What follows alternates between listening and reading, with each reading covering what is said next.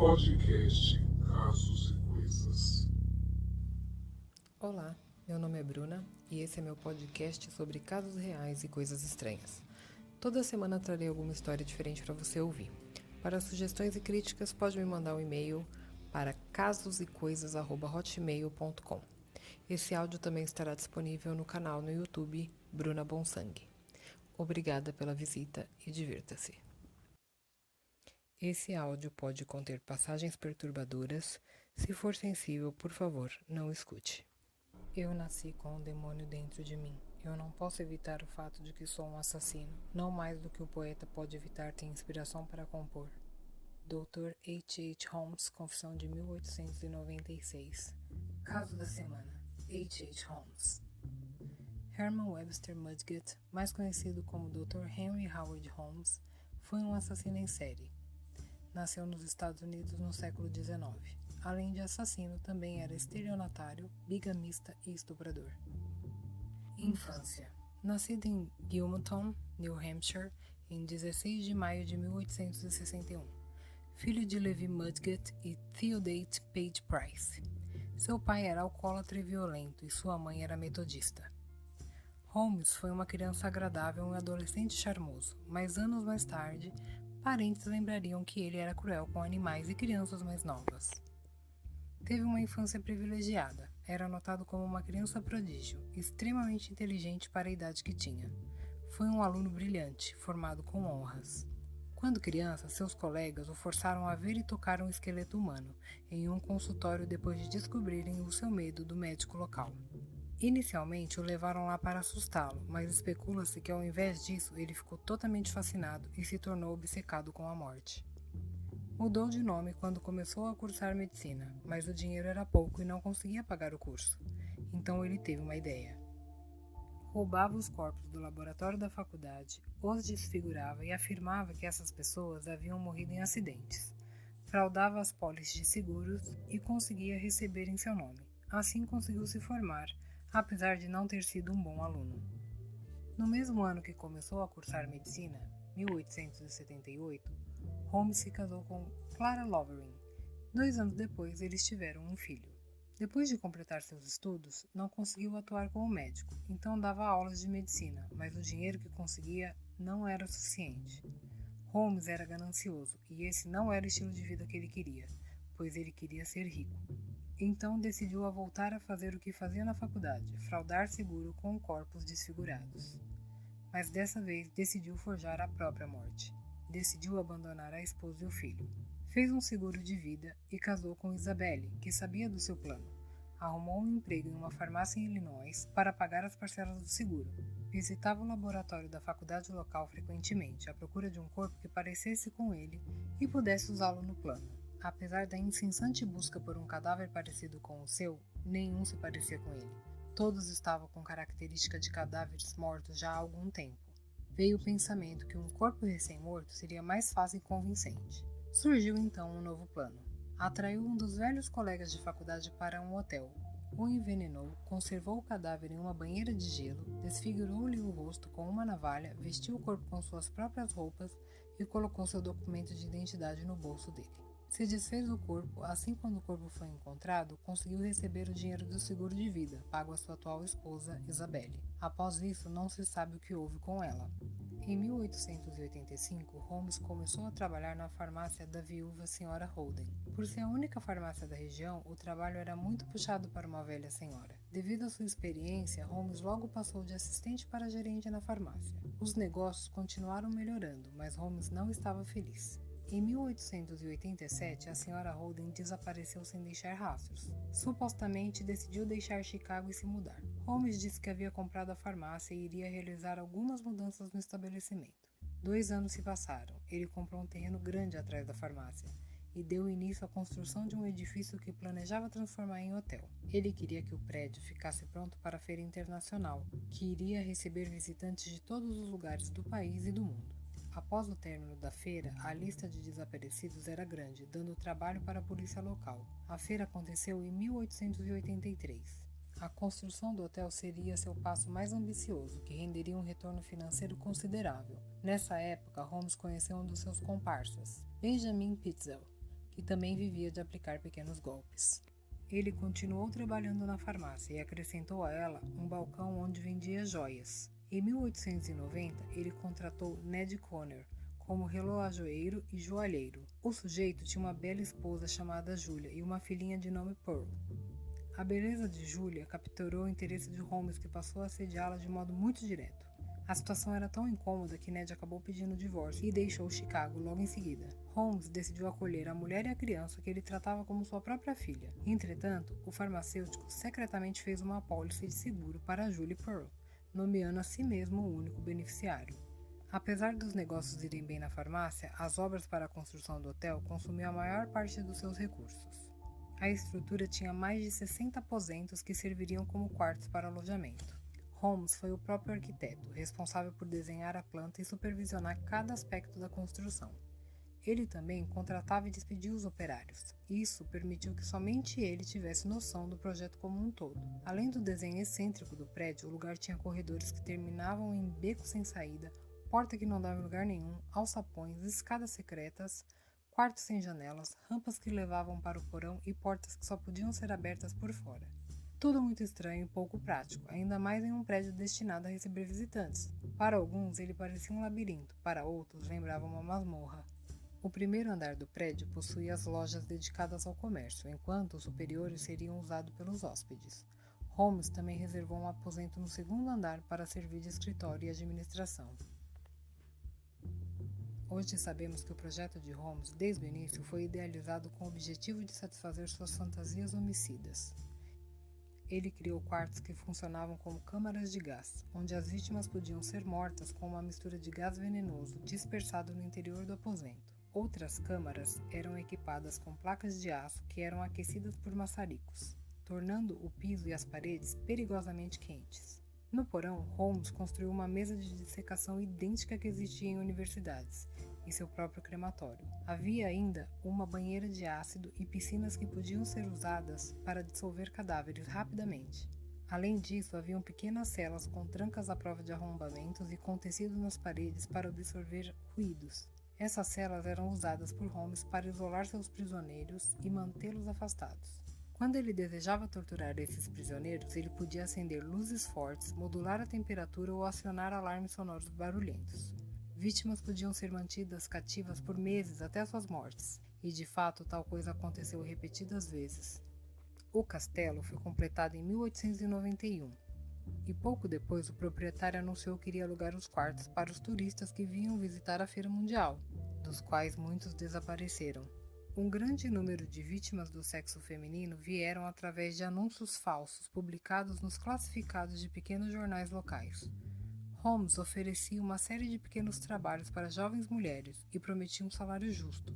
Ele oferecia quartos para essas moças e as instruía a depositar seu salário junto com o dinheiro do hotel. Holmes era um homem extremamente cruel, fascinado pela noção de infligir dor e tortura. O maníaco mantinha os cativos nas celas do porão e as observava através de pequenos olhos mágicos ocultos. Ele se divertia conversando com elas, acionando as buzinas e alarmes para acordá-las de surpresa, modulando a temperatura das celas para deixá-las quentes ou congelantes, ou ainda abrindo registros de gás para que os prisioneiros chegassem perto do sufocamento. Por vezes, Holmes liberava no interior da cela um gás anestésico que fazia o prisioneiro dormir profundamente. Este, então, era removido da cela e levado para um dos outros aposentos que o maníaco reservava para suas experiências com tortura e morte. Muitas de suas vítimas eram dopadas e acordavam amarradas e amordaçadas em uma cadeira ou mesa cirúrgica, impotentes diante do seu algoz. Supõe-se que Holmes usava suas habilidades como cirurgião para dissecar suas vítimas, por vezes sem aplicar qualquer anestesia. Ele também se divertia levando duas vítimas simultaneamente para essa sala de autópsia. Enquanto uma passava pelas cirurgias, ele mantinha a outra assistindo impotente a todo o procedimento, prometendo que ela seria a próxima. Ele teria matado um número desconhecido de pessoas, a maioria mulheres, das quais ele abusava sexualmente, em seu castelo de horrores. Ele confessou 27 assassinatos, embora muitos acreditem que o número possa ser muito mais alto, em torno de 200 pessoas. Em 1893, conheceu uma moça chamada Minnie Williams, herdeira de uma fortuna considerável no Texas. Viu ali uma oportunidade de ganhar ainda mais dinheiro. Depois de algumas semanas, a pediu em casamento usando sua identidade falsa.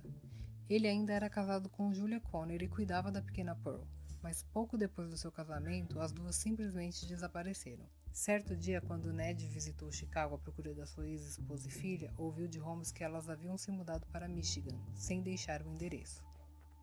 Em confissão, admitiu que Julia havia morrido em decorrência de um aborto realizado por ele próprio. Durante o aborto, ele matou a esposa e o feto. Os corpos foram posteriormente descartados no crematório do porão. Holmes matou Pearl de 7 anos com veneno de rato dissolvido em leite. Também foi cremada no porão. Minnie Williams se mudou para o castelo e morou lá por mais de um ano. É provável que ela tenha sabido mais a respeito dos crimes de Holmes. Eles foram parceiros em vários golpes. Eventualmente, ele acabou se cansando da mulher e decidiu também se livrar dela para coletar um seguro que fez em seu nome. O corpo de Minnie jamais foi encontrado. Supostamente foi dissolvido por Holmes em uma banheira de ácido no porão do castelo. Holmes voltou a aplicar os seus golpes na companhia do seu velho comparsa Ben Pitzel. Eventualmente, Holmes planejou um novo golpe, no qual a vida de Pitzel foi segurada em quase $20 mil, uma verdadeira fortuna para a época. O plano era forjar a morte de seu comparsa em uma explosão, colocar o cadáver de um vagabundo no lugar e alegar que ele havia morrido no acidente. A esposa de Pitzel, Carrie Canning, seria beneficiada direta e receberia o seguro. Holmes, ao invés de dividir o dinheiro, matou seu parceiro. Convenceu Carrie a ir buscar o seguro, explicando que o seu marido estava em segurança no Canadá, esperando por eles. Holmes manipulou a mulher e fez com que ela deixasse 3 de seus 5 filhos, Alice, Nellie e Howard, na sua custódia como garantia. Quando a seguradora suspeitou de que pudesse haver algum esquema, Carrie foi detida e Holmes escapou para o Canadá, levando consigo as 3 crianças.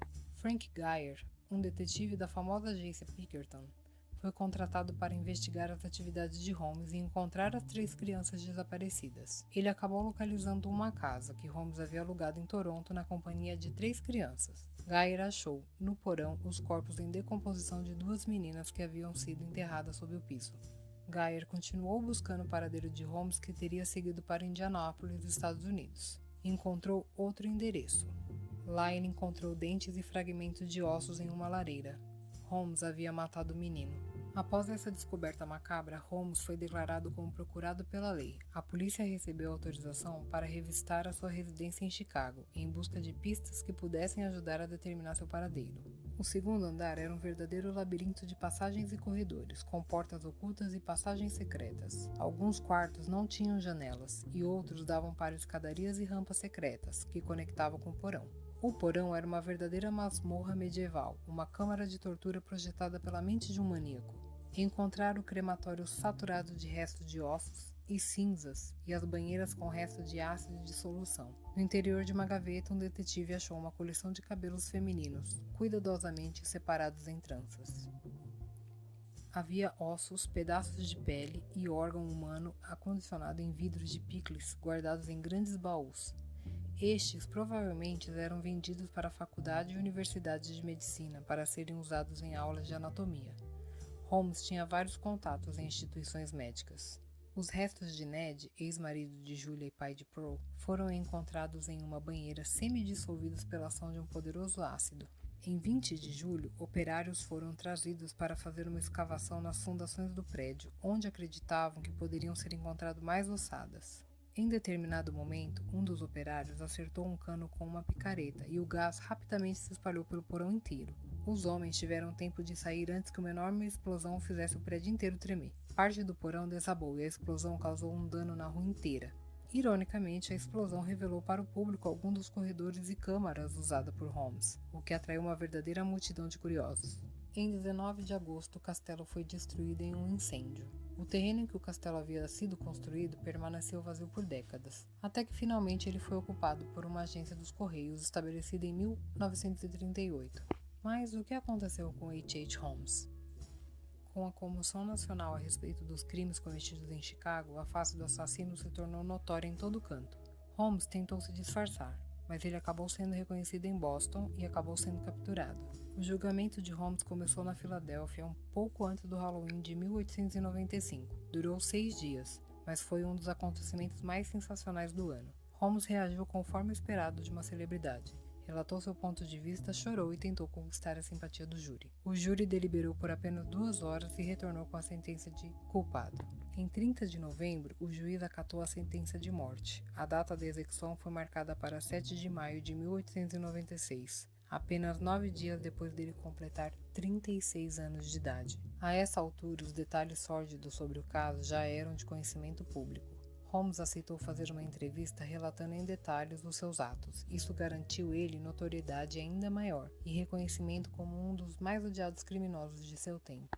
Ele não demonstrou arrependimento em momento algum. Pouco antes da execução, ele foi visitado por 2 padres católicos, que vieram até a sua cela e lhe deram a comunhão, embora ele tenha se recusado a pedir perdão pelos seus pecados. O diretor da cadeia temia que Holmes pudesse ser desrespeitoso com as testemunhas presentes, e por isso sequer perguntou a ele as suas últimas palavras. Quando o alçapão abriu sob os pés de Holmes, sua cabeça se moveu para um lado, os dedos se contorceram e os pés dançaram no ar por vários minutos. Embora a força da queda tenha sido suficiente para quebrar seu pescoço e a corda tenha entrado na sua pele quase a ponto de cortá-la, o coração de Holmes continuou batendo. Guardas chegaram a cogitar se deveriam agarrar seus pés e puxá-los para baixo para abreviar o espetáculo macabro, mas não o fizeram. Ele levou quase 15 minutos para morrer. Na época, houve uma série de histórias sinistras associadas à execução de Holmes. Uma das lendas é que Holmes teria deixado uma maldição para aqueles que o executaram. Pouco tempo depois do corpo de Holmes ser enterrado, sob 2 toneladas de concreto, a primeira morte aconteceu. O primeiro a morrer foi o legista Dr. William Matten, uma semana após a execução de Holmes. O juiz Ashbridge morreu alguns meses depois. O superintendente da prisão cometeu suicídio 3 meses depois. O detetive responsável por iniciar a perseguição a Holmes, Frank Geyer, também ficou muito doente. 4 meses após a execução, um dos padres que o visitaram morreu durante a missa. O chefe do júri que condenou Holmes morreu algumas semanas mais tarde em um acidente elétrico. Até os dias atuais, H.H. Holmes é considerado um dos mais terríveis assassinos em série da história. Obras baseadas na vida de Holmes. Best-seller O Demônio na Cidade Branca, por Eric Larson. Conta a história da Feira Mundial e de Holmes, obra não ficcional. Martin Scorsese e Leonardo DiCaprio vão produzir uma série baseada nesse livro, pelo serviço de streaming Hulu. Em 2004, o cineasta John Borowiecki realizou o primeiro documentário intitulado de H.H. Holmes, o primeiro assassino em série, e um livro intitulado de O Estranho Caso do Dr. H.H. Holmes. A série Supernatural dedicou a H.H. Holmes o episódio 6 da 2ª temporada, onde mulheres loiras eram mortas em um prédio. Na série Sherlock, há uma referência no episódio 2 da 4ª temporada, em que o vilão tem um hospital que só ele sabe exatamente a planta, pois contratou e demitiu diversos projetistas, exatamente como Holmes. O vilão também faz uma referência direta, quando questiona se Sherlock seria irmão de H.H. Holmes, devido ao sobrenome. A 5ª temporada de American Horror Story, chamada de Hotel, teve a história e o hotel de Holmes como inspiração. O personagem James March foi inspirado em H.H. Holmes. Esse foi o caso da semana. Espero que tenham gostado. Esse áudio estará disponível no canal no YouTube Bruna Bonsangue. Me siga nas redes sociais, disponíveis na descrição do canal no YouTube. Obrigada por ouvir e até o próximo podcast.